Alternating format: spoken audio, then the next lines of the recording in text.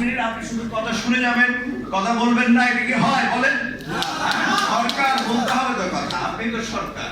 জি, আমাদের আইআরডির অভ্যন্তরীণ সম্পদ বিভাগের অর্থ মন্ত্রণালয়ের কর্মকর্তা উপর জনাব উপসচিব জনাব হুমায়ুন সাহেব, উনি বক্তব্য রাখবেন আপনাদের সামনে। এখন জনাব হুমায়ুন।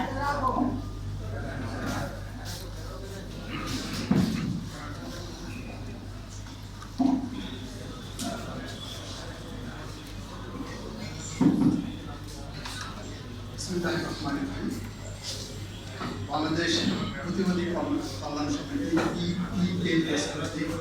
আয়োজিত জাতীয় লটারি 2026 এর উদ্বোধনী অনুষ্ঠানের সম্মানিত সভাপতি,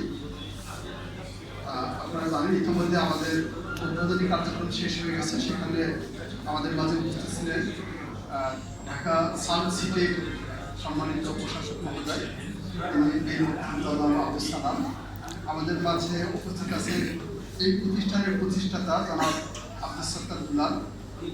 আমাদের মাঝে উপস্থিত আছেন বিপিকেসের উপদেষ্টা জনাব ডক্টর আবি আবদুল্লাহ, সম্মানিত সাবেক সচিব স্যার। এরপর বক্তৃতা রেখেছেন জনাব কাজী মোহাম্মদ আলমী কবির, উপস্থিত আছেন সাংবাদিক জনাব মোস্তফা কামাল মজুমদার, অন্যান্য সাংবাদিকবৃন্দ। আসলে